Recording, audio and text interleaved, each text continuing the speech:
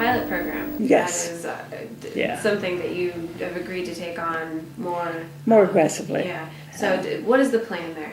Yeah. I mean, I forget off the top of my head right now, but is it how much have you and Mr. Conister agreed to raise, or felt confident enough to put it in the budget and committed to raise? I think in the budget it was 500,000. Okay. In the budget.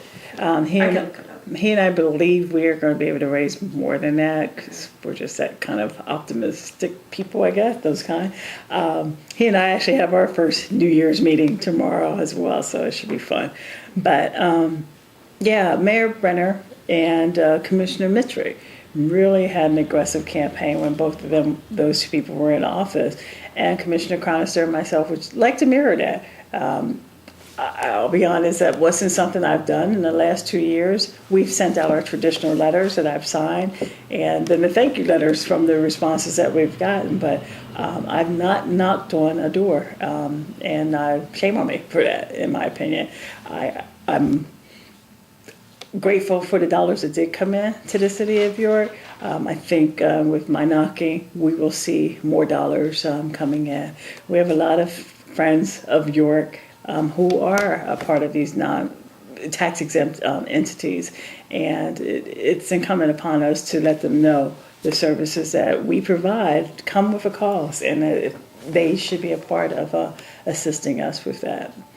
That's one of those areas, though, as well, that we've been working with the state in hopes that there's a mandate from the state that says tax-exempt entities must pay some portion of what they should do.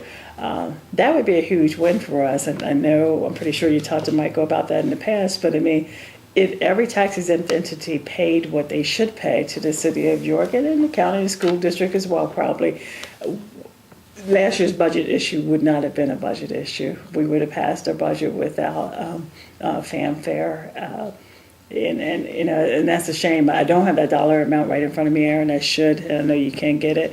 But just the dollars alone that could be generated from taxes and properties helps us to make up those gaps, and not be frivolous with. I mean, not be overly spending with our budget. I mean, it just helps us make ends meet, but it's still dollars that we're not getting right now.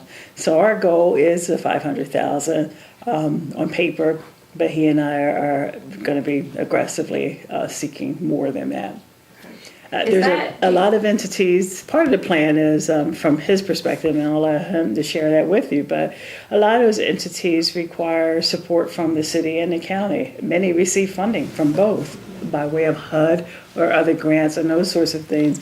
And we see those budgets. And I think Commissioner Cronister's idea was, there should be a line item right here in your budget, a pilot or whatever they want to call it, to the city of York. Particularly, we help get you this money and or we're giving it to you. So, and it's on one hand a shame, particularly as a former executive director of a nonprofit organization. I know the services that we provide and provide it to the community. I know the services that these folks do as well too. But I do know the services that the city of York has to pay, excuse me, to provide police, fire services, make sure the streets are passable when snow has fallen or what have you. So there's a cost, unfortunately, with these things. Yeah. Do you know the $500,000 goal? How much of an increase is that over what you've gotten from writing the letters in the last couple of years? Do you know? Yeah, it's about $150,000 increase. Okay. Excuse me. Okay. I think our budget shows $350 right now. That's about right. Okay. So, but then you're hoping for it to go even better than that. I am. Yeah. Okay. All right. And I don't know how, to be quite honest. Because, I mean, these agencies have been cut as well. The state funding, federal funding that they all have realized and I'll say enjoy in the past is no longer there. Yeah. But it's not just them as well. I mean, we're talking about county government, excuse me, properties that are sitting in our KOZ area. So, I mean, it's just not the social service agencies and the churches that we're referring to, although many of them do have significant budgets, and we're hoping that they'll be able to understand our plight as well. What's are you going to go to meetings? I mean, you said knocking on doors, but I mean, this is gonna be, do you think, like all year? Are you looking at a couple months where you get really aggressive? How are you going to do it? I'm hoping to have this part of my life over with in the first 6 months of this year.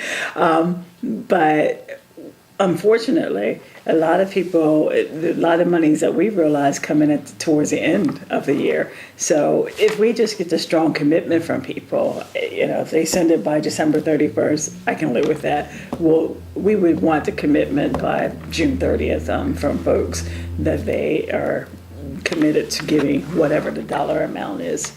And Commissioner Cronister and I are, again, first meeting tomorrow, and part of it will be to look at our calendars and figure out, okay, what day of the week we can do this every week until we have reached our goal. And are you going to, is it, you go as a team then? And Yeah, that's part definitely. This is definitely a county-city team effort, and I think we both bring something to the table that hopefully will get us in the door to the folks we're going to.